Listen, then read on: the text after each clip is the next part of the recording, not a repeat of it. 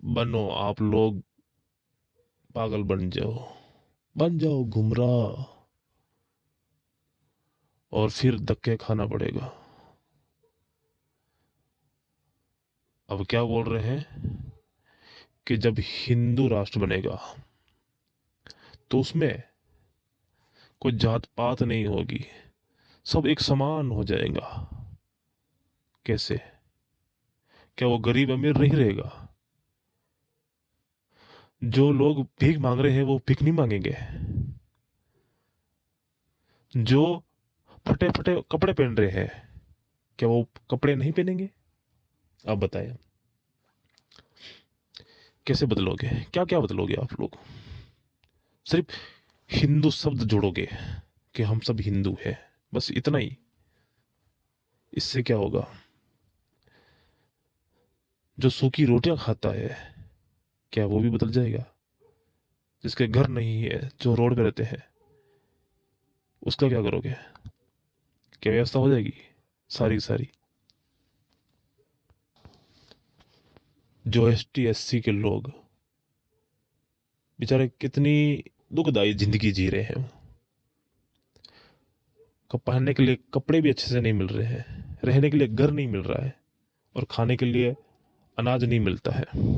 क्या वो सारी व्यवस्था करोगे आप हिंदू राष्ट्र बना के? और क्या आपकी सारी व्यवस्था हो जाएगी? जो लोग हिंदू बनना चाहते हैं, जो एस टी एस सी के लोग हैं जो हिंदू बन रहे हैं, क्या आपकी सारी व्यवस्था हो जाएगी? क्यों? जिन जिन लोगों को आज भी पता नहीं है ना, वो भी हिंदू बने घूम रहे हैं ना, तो क्या हुआ कि बड़े बड़े उनके घर बन गए? क्या उनके महल बन गए? क्या उनके घर गाड़ियां हैं? एक बार ऐसा कीजिए ना, भारत के अंदर जितने राज्य हैं और राज्य के जिले और फिर गांव में घूमिए, और घूम के देखिए एस टी एस सी के लोग किस कैसी स्थिति में रह रहे हैं, वो देखिए। गांव के इलाकों में जाइए, देखिए कैसे रहते हैं लोग। और आप लोग जो रह रहे हो ना, एस टी एस सी के लोग, आप हिंदू लोग बनना पसंद कर रहे हो, पर ये आपकी गरीबी दूर हो जाएगी इससे? कैसे होगी बताओ मुझे? जो छुआछात है वो भी हट जाएगा क्या? मतलब आप लोग जैसे बड़े घर होंगे, ये जैसे कि बड़े बड़े क्षत्रिय लोग हो गए हैं, जैसे, और ये ब्राह्मण कुल के लोग हो गए, क्या इनके घर आप लोगों को फिर वो मटका छूने देंगे?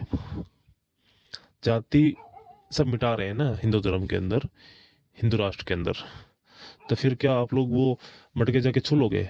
मतलब आपके ऐसे गंदे संदे हाथ वस्त्र रहेंगे, आप नीची जाति के रहोगे, फिर उसमें तो बराबर हो जाएंगे, तो फिर आपको छूने देंगे? क्या क्या गारंटी आपको छूने देंगे बताओ? है गारंटी? क्या मिटाओगे? भेदभाव कैसे मिटाओगे इतना? और इतनी गरीबी जो है ना, वो कैसे हटाओगे? क्या हटा पाओगे? और फिर छोटी कास्ट का आदमी, अ, बड़े मंदिर, हिंदू हिंदू के जो देवी देवता है, मंदिर है, क्या उनमें वो पंडित पुजारी बन पाएगा? क्या वो ये शादी करवा पाएगा? जो एस टी एस सी के लोग हैं, वो शादी करवा पाएगा? क्या वो पंडित बन जाएगा? जब पढ़ लिख लेगा तो आप उसे पंडित बना लोगे ना? क्या गारंटी है कि वो जो अछूत लोग हैं जिसको आप पंडित बनने दोगे? गारंटी क्या है इस चीज की बताओ? हम्म स्पष्ट बताओ। अभी भारत के अंदर ऐसे ऐसे जो गांव एरिया है जहाँ लोगों की स्थिति इतनी खराब है, भूखे मरने की दिक्कत आ रही है, आप यहाँ बांट रहे हिंदू राष्ट्र बनने का। कोई क्या बोल रहा है, कोई क्या बोल रहा है। अपना देश है, देश को सुधारने में तो आपका ध्यान हो नहीं रहा है, और सिर्फ अपना अपना कर रहे हैं।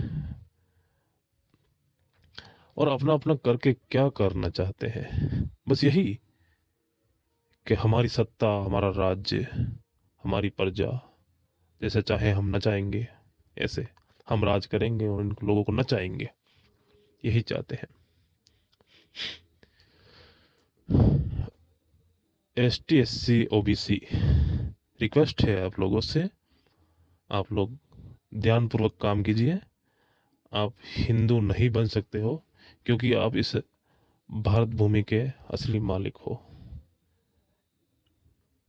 ST SC OBC कैटेगरी के जितने लोग हैं वो सारे के सारे इस भूमि के मालिक है, और इस भूमि के मालिक होते हुए वो हिंदू नहीं बन सकते हैं।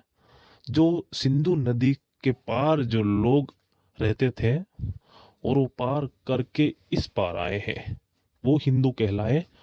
और हमारा भारत, ये हमारा इंडिया, ये हिंदुस्तान नहीं बन सकता, ये हिंदू राष्ट्र नहीं बन सकता। मूल निवासी हो आप लोग, इस बात का ध्यान रखो, धर्म परिवर्तन मत करो। उस समय से लेकर आज तक कुछ नहीं मिला है। क्या मिली है, क्या मिला? चैन की रोटी भी नहीं खा पा रहे। पंजाब हरियाणा जैसे क्षेत्रों में देखो आप लोग, रेगिस्तान इलाकों में देखो आप लोग, लोग दिन रात एक कर देते हैं, अन्न कमाते हैं, मेहनत करते हैं, किसानी करते हैं। पूरे भारत को चलाने में उनका हाथ है, किसान लोगों का। क्या हाल हो रहा है, खेत के खेत डूब गए लोगों के। वहां पर कोई ध्यान नहीं दे रहा है, वहां पर कोई कुछ नहीं कर रहा है, बस अपना राज चाह रहे हैं। देखो, सतर्क रहना है आपका काम। मेरी रिक्वेस्ट है, मैं कोई भी मैं किसी को भड़काने का काम बिल्कुल नहीं कर रहा हूँ।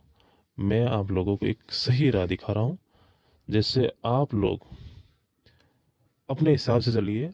आप में भी बुद्धि विवेक है, आप लोग समझिए इस बातों को, और एक बार नहीं तो इतिहास उठाकर देख लीजिए। और यहाँ पर बाबा अम्बेडकर साहब ने जो संविधान लागू कर रखा है, उसी के हिसाब से भारत देश चल रहा है, और उसमें अच्छी अच्छी व्यवस्थाएं हैं।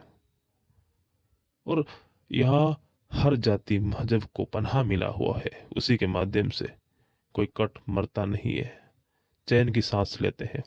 भले अमीरी गरीबी यहाँ इस भारत में चलता है, परंतु यहाँ जो है बाबा साहब का बनाया हुआ संविधान सर्वश्रेष्ठ है, और उसी के आधार पर चलना पड़ेगा।